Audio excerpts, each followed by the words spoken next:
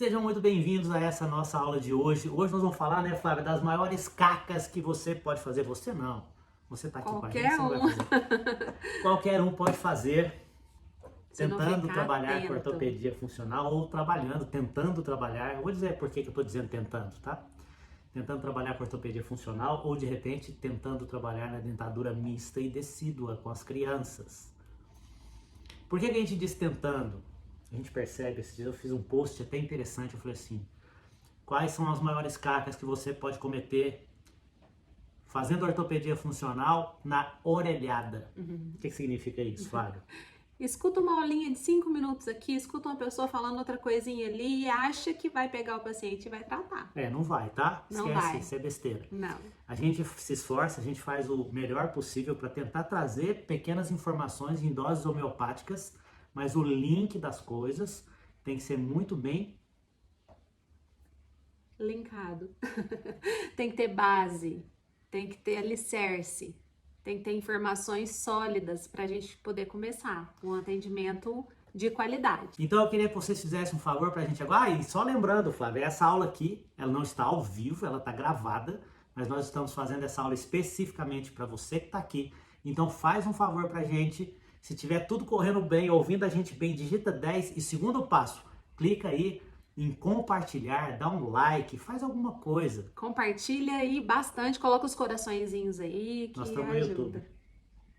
Corta. Não tem coração. Então compartilha aí com todo mundo que você conhece, tá bom? Show de bola, Vai ser vamos massa. continuando então. Eu vou compartilhar a tela aqui com você para você poder entender quais são as maiores cacas que você pode estar cometendo, ou alguém pode estar cometendo, algum colega nosso pode estar cometendo, trabalhando com as crianças na dentadura mista e decídua. E essa aqui não é uma caca mais ou menos não, tá, Flávio? Olha isso. Essa é uma caca grande. Eu gostaria que vocês observassem que nós não temos aqui raízes nos incisivos mais, tá bom? Graças a Deus, esse caso não é nosso. Aliás, nós herdamos esse caso agora há pouco tempo, mas não fomos nós que fizemos esse tamanho de caca desse jeito. E essa caca começou lá na dentadura mista e decídua. Observem aqui o seguinte. Bom, antes de qualquer coisa, se você não tem noção nenhuma de extrações seriadas, tá tudo errado. Não dá para você atender criança. Você vai ter que indicar para alguém. Você vai ter que colocar o rabinho no meio das pernas e vai ter que indicar para alguém. Pronto, acabou. Não pega, porque você vai fazer besteira. É uma judiação. Uma O judiação. problema é o seguinte, se você pega uma criança para tratar, você tem que saber o começo, o meio e o fim. Não adianta, a Flávia vai comentar agora há pouco, não adianta você falar assim, ele é classe 2, qual aparelho que eu uso? Para, não é assim que funciona. De repente você não vai nem usar aparelho. Uma situação como essa aqui, foca na tela para você entender o que aconteceu. Aqui o canino ele está em cima da raiz do incisivo lateral. Na época, foi extraído o canino decíduo. Para quê? Porque a sensação que tinha-se, ou até a realidade era, que o canino permanente estava caminhando para o lado do lateral. Só que aí quando foi removido o canino decíduo, o primeiro premolar buscou o corredor de erupção do canino decíduo. Porque ele nasce primeiro, ele erupciona primeiro que o canino, normalmente. Exatamente. Então o que acontece? Houve um erro aqui? Não, eu vou comentar hoje com você, e para você aqui, nessa aula, que existem três maneiras de se fazer a extração seriada. E essas três formas, você tem que entender, você tem que saber. Aí chega uma criança como essa, olha o que aconteceu. Extraiu-se o canino decíduo, o premolar buscou a posição do canino decíduo. Quando esse premolar buscou essa posição, ele tirou a chance do canino permanente entrar no corredor de erupção. O canino permanente foi para cima do lateral, começou a reabsorver o lateral, e aí começou-se a fazer um tracionamento, depois colando um aparelho fixo, apoiando nos dentes anteriores, intruiu-se todos os dentes anteriores, reabsorveu todas as raízes. Aí tentaram usar aqui um cantilever, esse cantilever não, sabe da orelhada, né? Sabe quando a gente fala assim, professor, o que eu uso para tracionar um canino? Aí a gente fala assim, usa um cantilever. Só que o cantilever tem critérios. Você tem que ancorar o molar, você tem que fazer um segmento da técnica do arco segmentado no segmento posterior. Você tem que ter espaço para tracionar o canino, que muitas pessoas às vezes acham que não. Você não pode apoiar no fio que está os dentes anteriores, porque você vai causar uma intrusão, vai reabsorver. Quando a gente fala assim, usa uma pista direta na ortopedia, usa um aparelho SN3, usa um aparelho SN2, já subentende-se que você sabe o que está fazendo. Não é simplesmente mandar um modelinho para o Protec e falar assim, eu quero SN2, não é cardápio de boteco, não é assim que funciona. Aí aqui, usa um cantilever, tá bom. Aí colocou-se um cantilever no molar, o molar, deixa eu pegar a foto, o molar inclinou totalmente para a mesial. Por que que aconteceu isso? Porque na cabeça desse colega, ele acha que usar um cantilever é colocar um pedaço de fio dentro de um tubo no molar para tracionar um canino. Mas cadê a ancoragem do molar? Cadê a biomecânica, no caso? Tinha que ter ancorado esse molar. Mas quando você faz realmente uma aula, e essa aula é específica desse assunto, agora nós estamos falando de uma maneira geral. Nós estamos falando assim, cara, nunca utilize o apoio no fio anterior, porque senão vai intruir os incisivos. Use um cantilever. Aí você tem que procurar uma aula completíssima sobre cantilever. Então o que que acontece? Nós falamos de uma informação. Só que aí você tem que buscar a formação. Isso, você foi ótima. Veja só, aqui nós temos um molarzinho decíduo que deveria ter sido extraído. Isso é uma das regras da extração seriada moderna. Para que esse premolar viesse para o lugar desse molarzinho decíduo e o canino buscasse o corredor de erupção. O canino não fosse obrigado a ir para cima do lateral. Veja do lado de cá, olha que interessante, Flávia. Nossa, tá incrível, essa imagem tá incrível. Não tá incrível? Esse molarzinho aqui deveria ter sido extraído. E não o canino decíduo. E não o canino decíduo. É. Só que eu vou te contar uma coisa, você vai ficar bobo, agora você vai falar assim, não é possível, Hélio, então quer dizer que eu tô correndo muito risco. Eu vou mostrar um artigo que fala para você extrair o canino decíduo, tá? Mas também tem critério, não é que o artigo tá errado. Nós entendemos errado. Pior, né? Não é nem nós que entendemos errado. É porque a gente, é a mesma coisa Estudou pouco. É a mesma coisa de você ler só metade do artigo. É. Aqui o problema é, eu li metade do artigo, mas no final eu não sabia que tinha que fazer um detalhezinho para não acontecer uma caca como essa. Só que agora essa criança, essa menina, tem 13 anos de idade e está com os incisivos central e lateral todos reabsorvidos. Por quê, tio Hélio? Por quê, tia Flávia? Porque quando ela foi tratada a primeira vez, não sabiam onde deveria ser, não sabiam onde deveria intervir ou qual o momento que deveria intervir para evitar um problema como esse. E isso é perfeitamente evitável. Isso aqui foi alguém que causou. Infelizmente a gente precisa falar isso. Então, Alguém causou, algum dentista que não viu ou que pediu extração de um dentinho errado, causou isso numa pessoa. E agora deixa eu te E falar. poderia ter sido o seu filho. Exatamente. Agora deixa eu te falar outra coisa. E quando a gente vê um caso como esse, não entende que a vaca está indo para o brejo, que o carneiro já perdeu a lã. Que o problema está acontecendo, não vê, não enxerga. Gente, não é que não estuda, quem não tem o filtro aberto para enxergar isso, não vai enxergar. Você tem que entender isso. E outro, mas eu fiz especialização em ortodontia, eu saí preparado. Saiu nada, porque não dá tempo. É muito detalhe. A ortopedia funcional, por exemplo, que aborda o crescimento e desenvolvimento, que aborda a erupção dentária, é outra especialidade. É. Como é que você quer?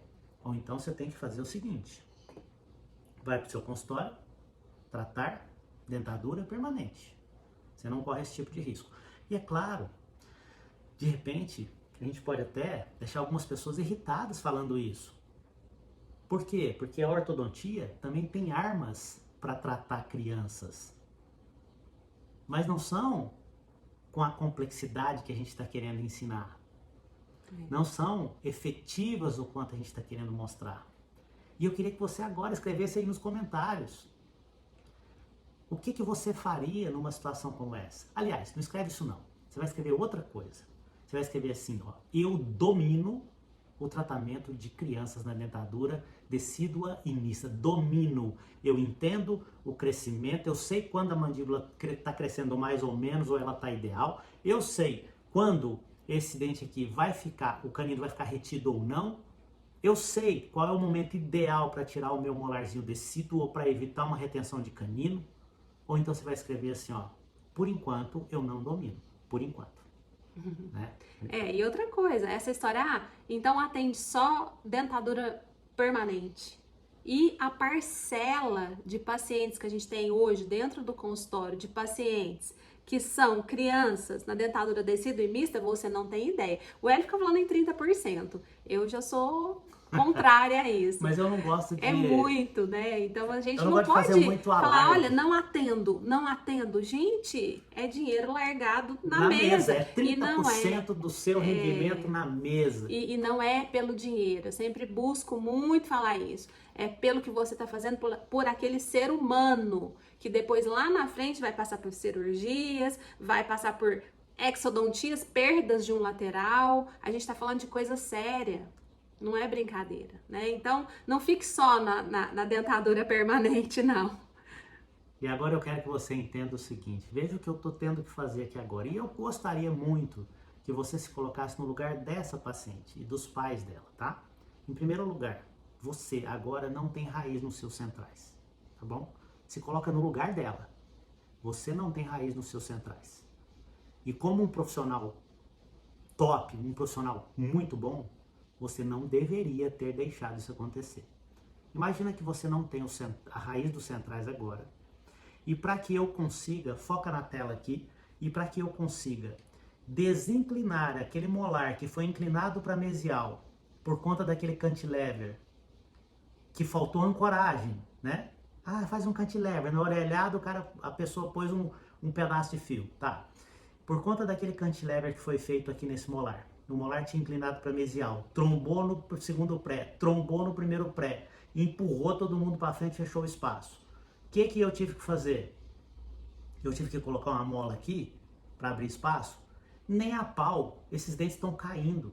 Eu não tive que colocar uma mola aqui. Eu não poderia colocar uma mola aqui. Essa mola fechada eu coloquei depois que eu coloquei um mini implante extra-alveolar. Aí você está sentindo? Tomou anestesia, sentiu o mini implante, tá? 12 milímetros, tá bom? Você tem 13 anos, ok? E já tem na sua cabeça que você pode ficar sem seus dentes da frente. Coloca na pele do seu cliente, tá? Então aqui eu coloquei um elástico em corrente em um cursor. O cursor foi feito aqui na mesial do molar. E aí eu comecei a distalizar esse molar, inclinando ele para distal, porque ele tinha inclinado para mesial. Quando eu consegui distalizar, desinclinar esse molar, eu vim trazendo os prés, coloquei uma mola ali, olha, bem levinha. É uma mola fechada. Fechada, nem é ativada. Tá? Nem é ativada, tá bom? Aí coloquei a mola fechada aqui. E aí depois eu coloquei, deixa eu mostrar outra imagem. Aí sim eu coloquei um cantilever aqui no molar, para que esse cantilever agora ativado para vestibular, eu consiga fazer a vestibularização. Para vestibular e distal, é importante dizer isso, né? O cantilever está ativado para vestibular, percebam que ele é um cantilever um pouco mais curto, então a linha de ação de força vem do canino em direção à mesial do pré-molar, veja só, porque senão eu jogo o canino para cima do lateral, aí acaba de ferrar tudo, né? E esse cantilever, eu sei qual é o efeito colateral dele. Quando eu pego essa ponta do cantilever e ativo em direção ao canino, ele faz um giro no molar nesse sentido aqui.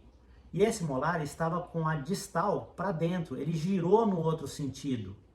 Então eu sei, eu entendo aqui qual é a biomecânica desse processo, a fundo.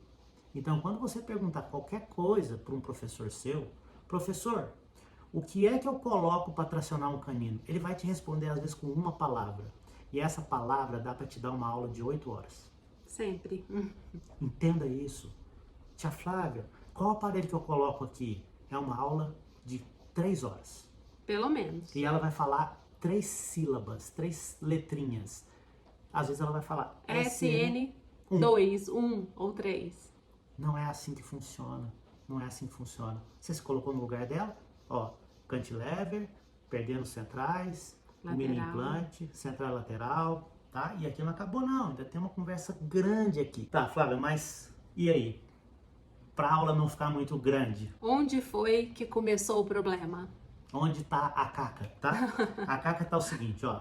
Nas extrações seriadas. Você tem que aprender a fazer extrações seriadas. Você tem que entender o que é extração seriada. Mas, professor, é difícil? Não, é simples. Gente, é simples. É somente assistir. É somente fazer da forma com que tá o protocolo. É muito sério, é muito simples. Deixa eu passar um protocolo para você aqui, porque você vai sair dessa aula aqui sabendo parte disso, tá? Agora, importante, eu vou fazer uma coisa aqui para eles. Vou deixar aqui no link da bio. Não, que bio. Vou deixar aqui no link da descrição. Vou deixar aqui na descrição um link. Eu vou deixar aqui na descrição um link para você ainda assistir as 3 aulas. Encerra hoje meia-noite, tá? Ainda assistir as 3 aulas da semana da ortopedia funcional. Você vai aprender bastante coisa. Vou aprender tudo de ortopedia, vou saber colocar aparelho depois dessas 3 aulas? Óbvio que não. Mas já vai abrir o filtro, você vai aprender muita coisa. Mas tudo começa pelas primeiras aulas. É. Ou você tá achando que nós vamos botar um chip na sua cabecinha e falar, agora eu sei tudo. Não é assim. Outra coisa importante, eu vou mandar dentro do nosso grupo do Telegram, porque nós temos um grupo secreto, fechado, misterioso, só de quem é super interessado nesse assunto. Eu vou mandar o artigo sobre extrações seriadas. Massa, Promessa. muito bom. Agora, importante, vantagens sobre extrações seriadas. Vantagens das extrações seriadas. Principal, evitar dentes impactados, Flávia.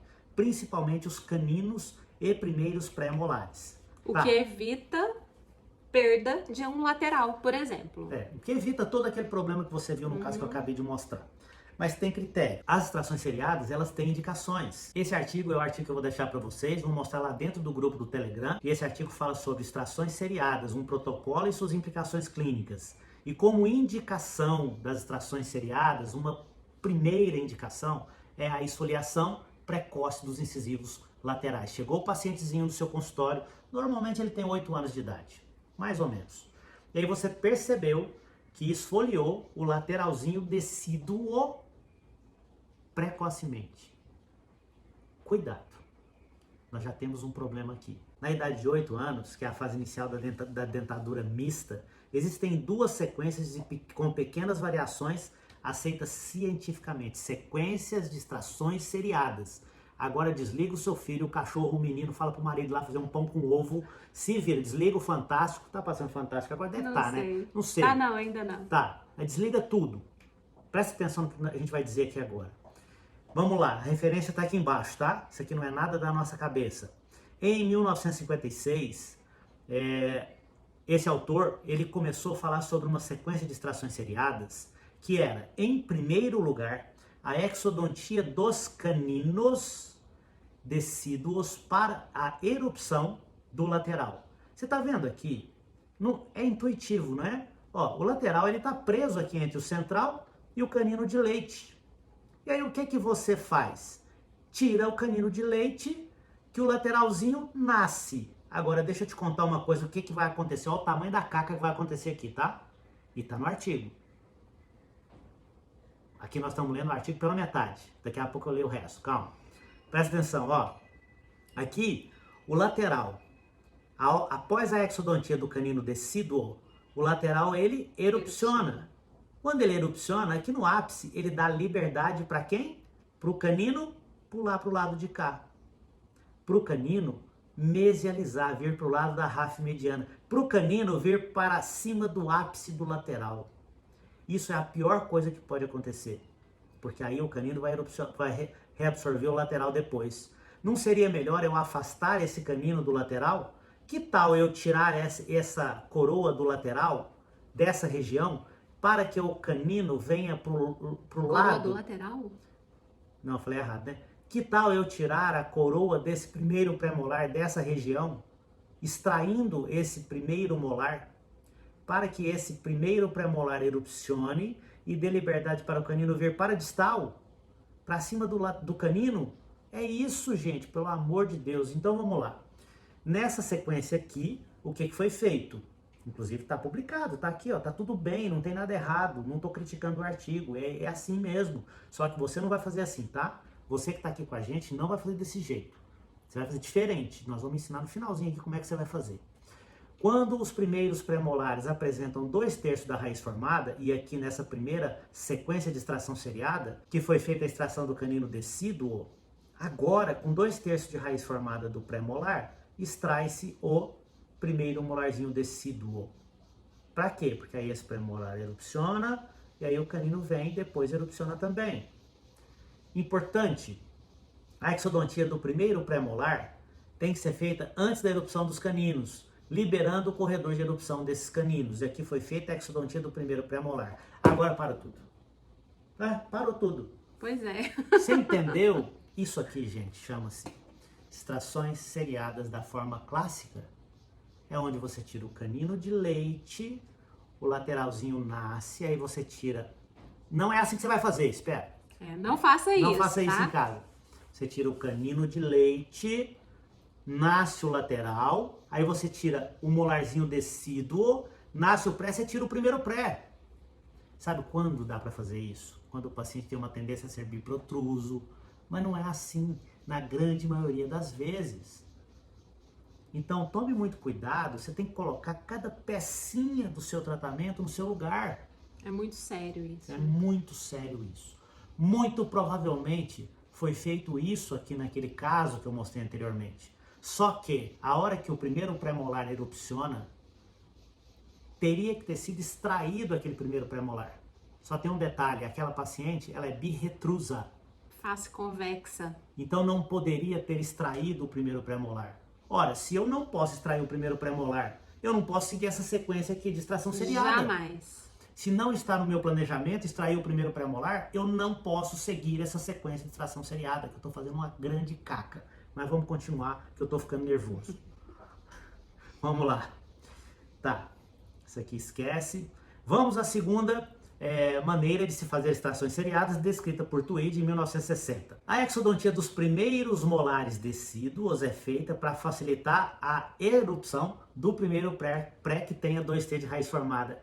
Solta o foguete. Oba, chegou a hora. Cara, que coisa mais linda. Olha só, eu tô com a perna aqui até arrepiada. Escuta aqui, Flávia, presta atenção. Olha aquilo ali.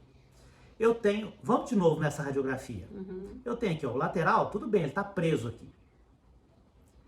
Aqui eu tenho o primeiro pré-molar, aqui eu tenho o canino. Então eu quero fazer com que esse pré-molar erupcione rapidinho, porque ele é o dente que está mais próximo do rebordo alveolar. Eu quero que ele erupcione rapidinho para ele dar liberdade para esse canino buscar o corredor de erupção dele.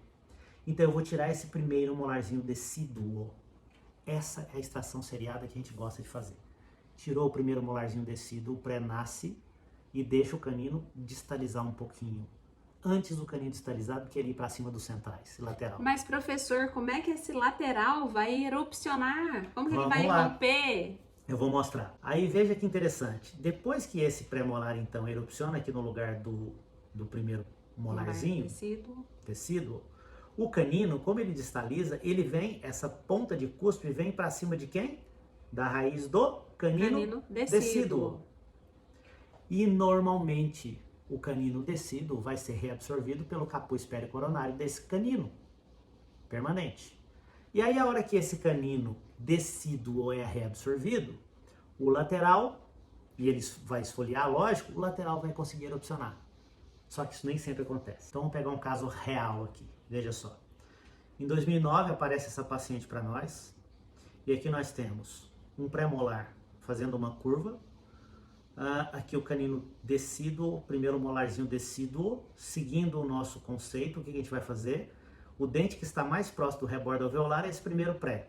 Então nós temos que tirar o decíduo que está próximo dele. Então nós vamos tirar esse molarzinho decíduo e esse primeiro pré-molar vai erupcionar. Olha que interessante. Olha o canino. Quer ver que legal? Ó, o canino, ele estava começando a ir para cima do lateral. Olha onde está o ápice do canino decíduo em relação à coroa do canino permanente. Agora, você quer ver nessa próxima radiografia? Olha só, o canino permanente já está indo para cima do ápice do canino decíduo. Tá ficando tudo bonitinho, é isso que a gente quer. Ah, mas falta espaço ali, distaliza esse molar, se vira, põe um aparelho ortopédico funcional, põe uma pata aqui, empurra esse molarzinho para trás. Tá, agora o canino superior começou a buscar uma direção errada, para cima de quem? Do lateral. E ele vai reabsorver o lateral. Por que isso aconteceu? Porque nas radiografias posteriores, percebeu-se que o canino decíduo ainda estava aqui. E por que não extraiu esse canino decíduo? Tinha que ter extraído. Olha o prazo, a diferença de tempo que aconteceu aqui. Mês 10 de 2009, tínhamos o primeiro pré-molar erupcionado. O canino agora tem que começar a reabsorver a raiz do canino decíduo. Daqui 4, 5 meses eu vou tirar outra panorâmica. Mas não, o profissional não tirou. Essas radiografias todas que vocês estão vendo aqui, o paciente chegou com um pacote, um envelope de radiografias para mim. Gente, tirar a radiografia só, sem fazer nada, não trata o paciente. Não adianta não. Não trata, infelizmente. Então, um ano depois, compara aqui, ó, mês 10 de 2009 para o mês 8 de 2010, quer dizer, 10 meses depois, quase um ano depois, você percebe que o canino decíduo ainda está ali. Ainda está lá. Deveria ter sido removido 4 meses, 5 meses depois daquela radiografia anterior. E aí, chega para mim essa bucha, pronto. Agora, novamente, vamos lá. Começa o tracionamento, aquela luta toda. Já começa o profissional a fazer todo aquele tracionamento de novo, um molar inclinando aqui para mesial, um cantilever feito por vestibular, sendo que esse canino está por lingual. É uma caca atrás da outra, pelo amor de Deus.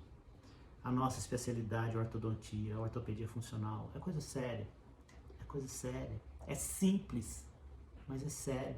E ainda hoje eu vou numerar algumas dessas cacas. Por número, nós vamos dar 6 cacas, assim, uma atrás da outra, sobre ortopedia. Ainda tem mais alguma, ainda né, hoje. Essa aqui eu quis dar uma ênfase, porque eu acho que essa é muito grave. séria.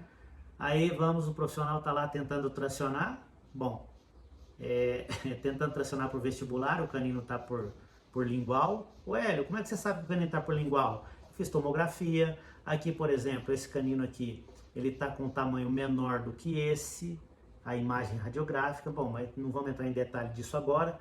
E ali tem uma mancha, esse canino agora tá com uma reabsorção interna e esse dente vai ser perdido. Esse dente, como vai ser perdido e ele tem aquela reabsorção interna, ele anquilosou e já está começando a intrusão dos dentes anteriores e aqui começou a intruir, vai reabsorver lateral, vai virar aquela caca tudo de novo, tá? Então assim, não é, a caca não chega para você ou ela persegue você, fala, eu sou um caso difícil, vou infernizar a vida daquele dentista. Não, não é não. Acontece porque você deixa acontecer. Mais uma caca, vamos falar de outras. Tem um cheiro ruim aqui, né? Que é isso? Deu mesmo. Nossa Senhora. Cheiro de sabão. De carniça. De bicho morto. Ah, mas vai ter que continuar. Então vai, vamos. Nossa. Vai. Mas continuando agora, vamos continuar nas maiores cacas. Essa caca que eu mostrei aqui foi uma caca grande, né? Essa aí é do escreve, planeta. A maior do planeta. Escreve nos comentários aí se o que você sentiu quando eu falei assim, olha, a raiz do seu dente agora tá curtinha, eu vou fazer um mini implantinho em você, vou fazer agora um cantilever em você vai usar esse aparelho mais 2, 3 anos e no futuro, quem sabe, terá que fazer implante. O que você sentiu aí? É o que o seu cliente, você se coloca sempre no lugar dele. Outras cacas, Flávia, vai.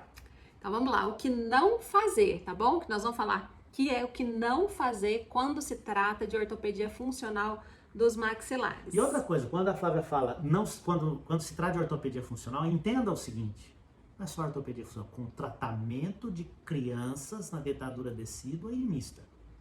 Isso. Vamos lá. Aí. A maior e mais séria de todas é identificar uma maloclusão numa criança de 3 anos de idade e não tratar. Pedir para esperar. Então, o ideal é que você identifique, eu falo assim, joga na internet, faz propaganda, traz essas crianças, fala com seus clientes, manda pelo WhatsApp, tragam as crianças para avaliações a partir de 3 anos de idade. Você identificou uma maloclusão, ela tem que ser tratada. Sob pena dessa criança ter uma assimetria, ficar cirúrgica lá na frente. Então tem que ser tratada. E eu tenho certeza que a hora que a Flávia falou assim, tem que ser tratada, tem um bicho aí falando aqui no seu ombro, assim, ó, na sua orelha, falando assim, nossa, doutora. É pequeno para pôr o aparelho, né?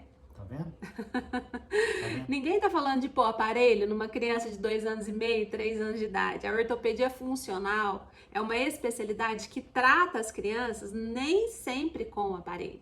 Você pode fazer uma orientação mastigatória, você pode fazer uma orientação Desgaste respiratória. seletivo, Você pode fazer uma uma pista direta. Você pode fazer uma extração seriada. Sim. Dá vontade de pegar assim, Flávio, balançar eles assim, ó.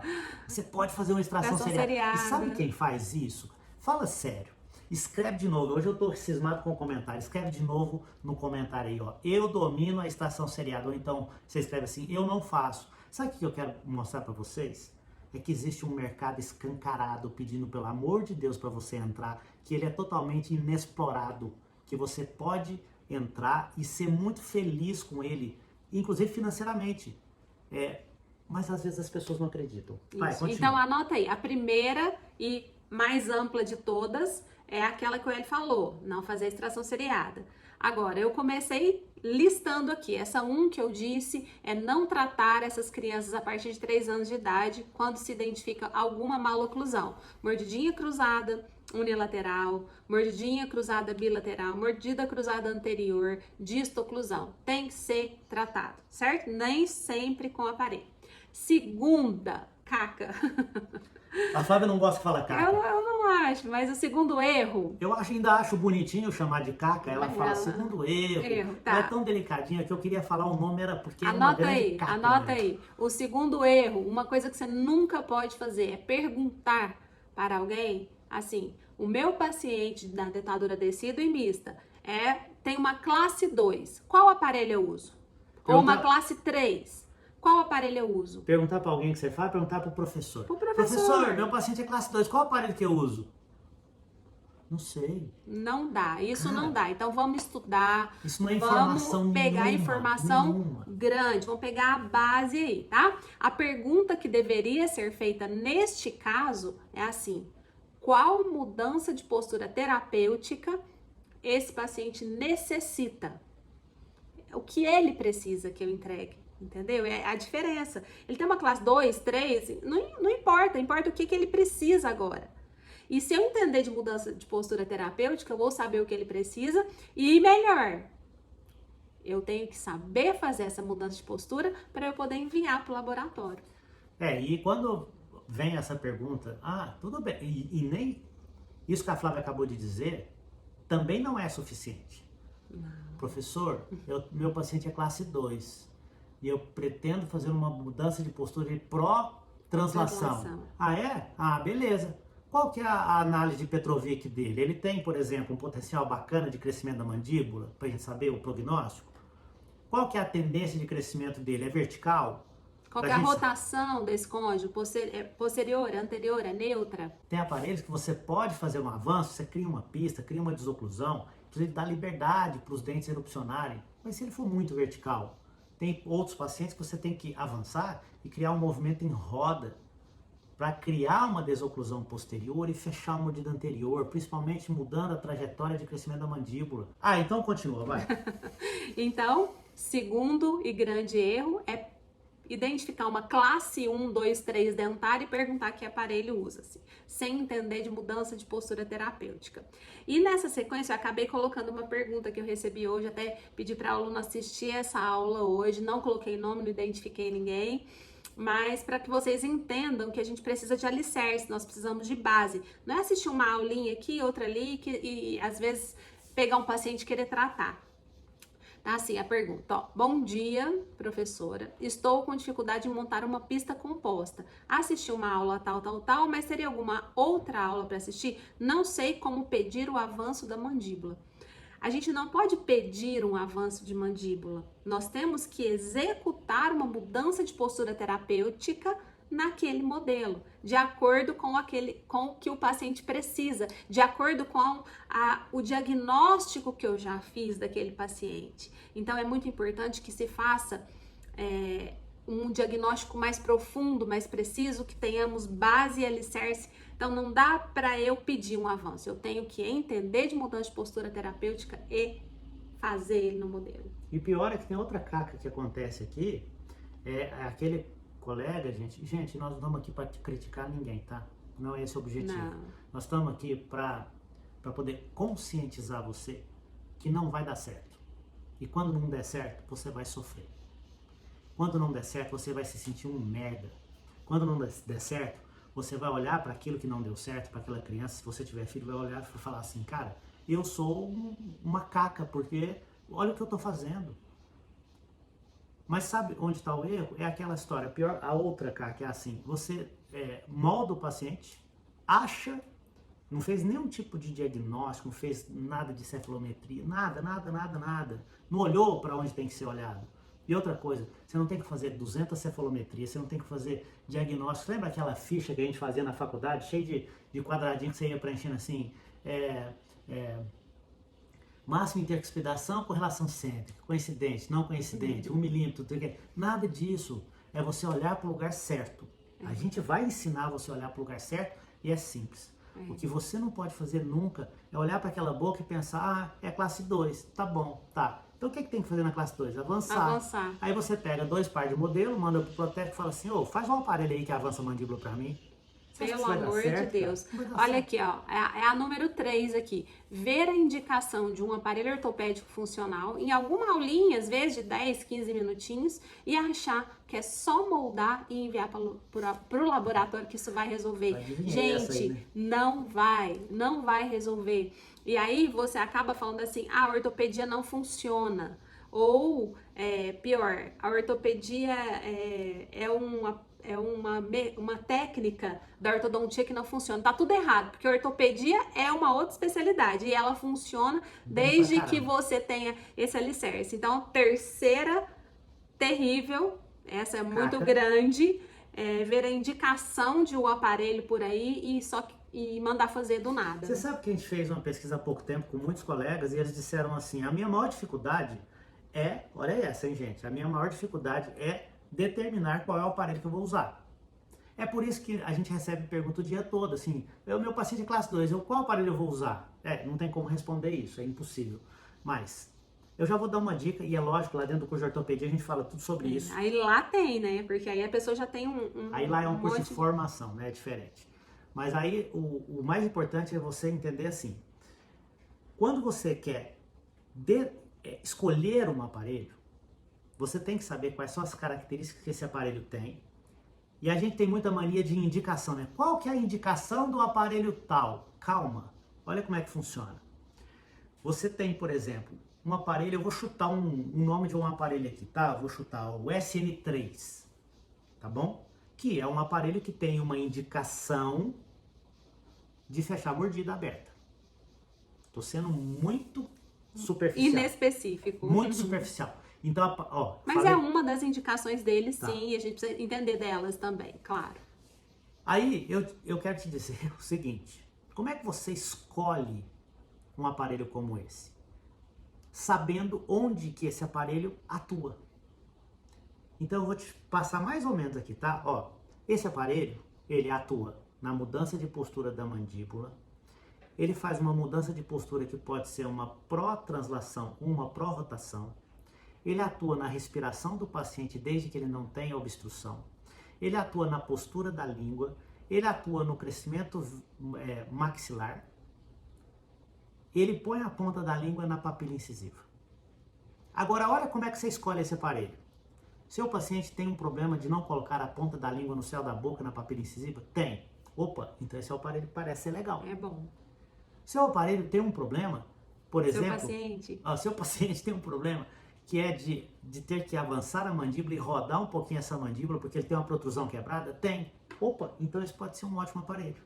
É assim que você pré-determina qual aparelho que você vai usar. Você faz uma lista de problemas, entende para que serve cada acessório ou ou cada...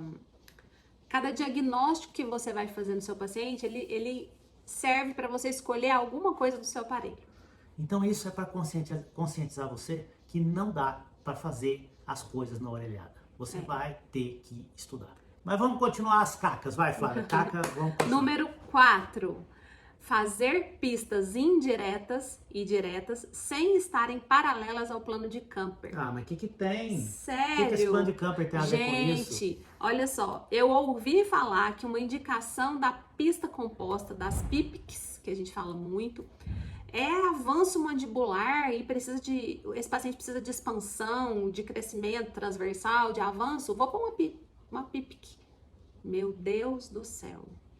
Se eu não colocar essas pistas paralelas ao meu plano de Camper, eu posso piorar o meu caso. Principalmente se eu tiver uma PIPS, que é a mais simples, mais tranquila, que ajuda um monte de coisa, a pista simples. Vou falar o que a Flávia queria dizer com isso, tá? Ó, o plano de Camper do paciente, a pista tem que ser paralela ao plano de Camper. A pista simula um plano oclusal ideal, perfeito, lindo e maravilhoso. Para que aquela mala oclusão daquele paciente? Se você faz, por exemplo, uma pista indireta plana simples, com as pistas paralelas ao plano de Camper, você está estimulando um desenvolvimento ideal, inclusive de crescimento mandibular, se esse paciente estiver em crescimento. Se de repente você fizer a pista não paralela ao plano de Camper, por exemplo, e essa pista, por um azar, ficar com a inclinação ao contrário do ideal, você estimula a mandíbula ir mais para trás num paciente que você gostaria de avançar e a mandíbula ir para frente num paciente que você gostaria de retruir. Aí você vai dizer assim, mas a ortopedia não presta. Eu vou contar para você o que é que não prestou nessa situação aí, tá? E o pior? Vai. E o pior ainda é não entender de protrusão, de dinâmica mandibular. Eu não entendo ainda, porque são coisas simples de você entender, mas eu não entendo ainda de protrusão livre fisiológica, de protrusão quebrada. Vou lá e vou fazer uma PIPC, por exemplo. Eu vou ter problemas, vou abrir mordida no meu paciente, não vou ter o resultado esperado. Então, são coisas simples, a gente não está falando de nada muito complexo, mas são pontos importantes da ortopedia que, se você não entender, a gente não consegue o resultado esperado. Ninguém tropeça numa montanha, as pessoas tropeçam numa pedrinha, tá? Os detalhes. Você nunca tropeçou, você já viu alguém que fala assim, nossa, eu tropecei numa montanha hoje. Não, você tropeça numa pedrinha. E a pedrinha que vai jogar você no buraco. Então vamos lá. Item número 5. Erro número 5. Trabalhar com protéticos ou ortotécnicos que não sabem fazer os aparelhos ortopédicos funcionais e dizem que sabem. Toda esquina tem um protético, um laboratório, um ortotécnico que diz que faz. Você faz o SN1? Faço. Faz uma PIPS? Faço. Mas vem cada uma, olha aqui na tela. Vem cada coisa. Que é isso aqui, ó? Que é isso?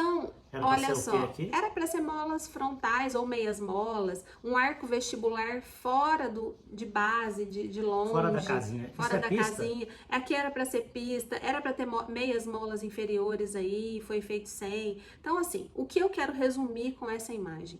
Molas frontais, meias molas, arcos vestibulares, pistas.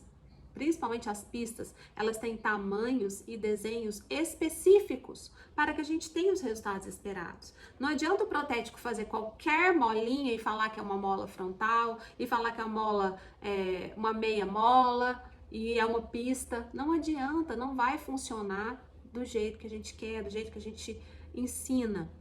Então é importante você entender os acessórios, olha que importante. Beleza, então a outra caca aqui, a caca número 6. Achar que uma barra ondulada é o mesmo que uma grade lingual. Sabe o que é barra ondulada? Olha a foto, vai na tela.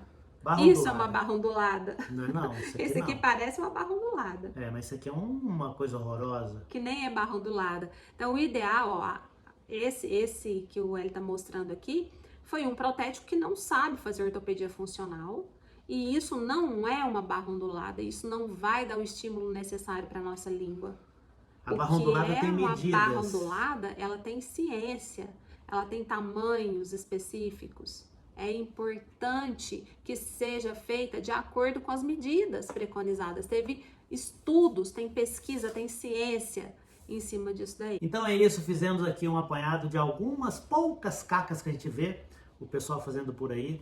Nosso papel aqui é evitar as cacas e com isso evitar seu sofrimento, fazer você ficar mais feliz da vida, ver o seu resultado, aumentar sua autoestima e com isso você vai aumentar também o seu rendimento e lucratividade do seu consultório. Certeza. Então quem quiser aprender mais sobre ortopedia funcional, clica no link que está aqui na descrição. Vai lá, as aulas ficam liberadas por pouquíssimo tempo. E outro detalhe importante, logo depois a gente vai abrir uma oportunidade para quem quer se aprofundar nesse assunto e ser um profissional diferenciado nesse mercado inexplorado, pode acreditar. Vai fazer toda a diferença no seu consultório. Forte abraço. Beijo! Clica no link aqui agora. Vou disponibilizar o artigo também lá dentro do nosso grupo do Telegram. Clica agora nesse link aqui para você já pegar seu artigo também. Beijo! Forte abraço. Tchau! Te vemos em breve.